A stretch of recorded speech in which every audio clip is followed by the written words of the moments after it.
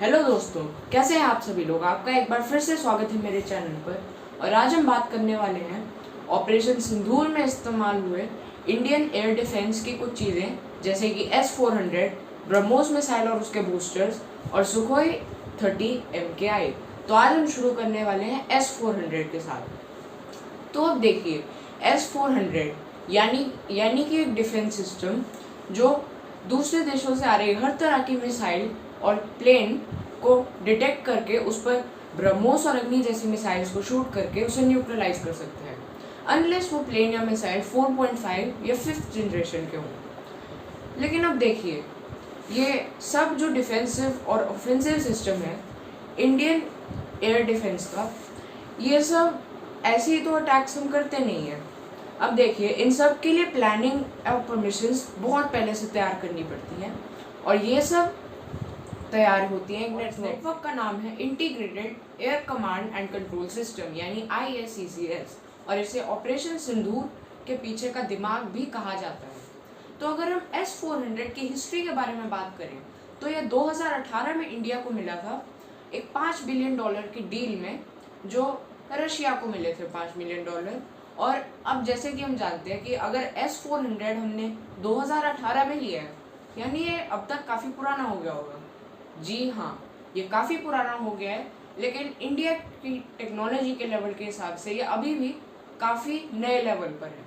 और रशिया ने एक स्टेटमेंट भी रिलीज़ की है कि बहुत ही जल्द S-500 का काम भी शुरू होने वाला है। तो अब हम जानते हैं कि S-400 ने ऑपरेशन सिंदूर में किस तरीके से काम किया।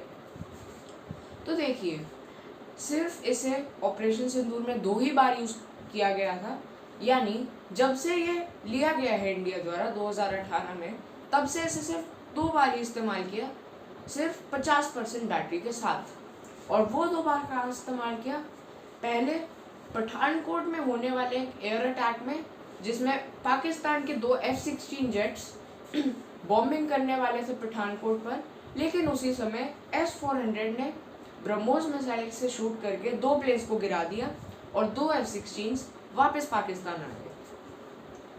और दूसरी बार इसका इस्तेमाल हुआ था जैसलमेर में मई 11 को, जिस दिन पाकिस्तानियों ने ड्रोन अटैक करने की कोशिश की थी, लेकिन वो पूरा ड्रोन अटैक S-400 के कारण फेल। S-400 की स्ट्राइकिंग रेंज है 400 किलोमीटर का रेडियस, यानी 400 किलोमीटर के आसपास में जितने भी ऑफेंसिव अटैक्स हो रहे हैं, भले ही वो मिसाइल हो या प्लेन, उसे वो किसी भी तरह से मार के गिरा सकता है।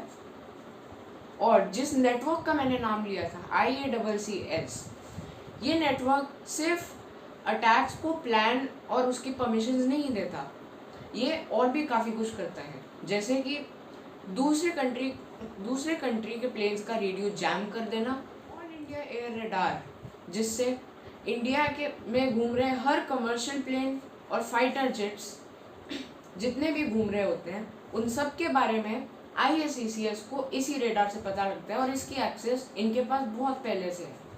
और देखिए, जितने भी अटैक्स IACCS प्लान करता है, वो सारे कुछ सोच समझ कर ही करता है।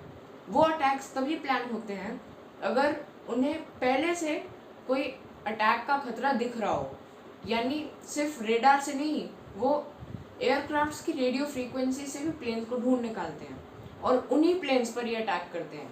क्योंकि अब देखिए, इंडिया है एक शांति को पसंद करने वाला देश, यानी बिना कुछ सोचे समझे कभी अटैक नहीं करेगा। अगर इंडिया पर अटैक होता है तभी इंडिया अटैक करता है। तो अब देखिए, मैंने आपको आज IACCS और S-400 के बारे में बताया। अब इस प्लेलिस्ट की आगे की वीडियोस में हम सुखोई MKI-30 और ब्रह्मोस मिसाइल और काफ़ी सारी चीज़ें जो air defence system of India में आती हैं, उन सब के बारे में मैं आपको बताऊंगा। धन्यवाद।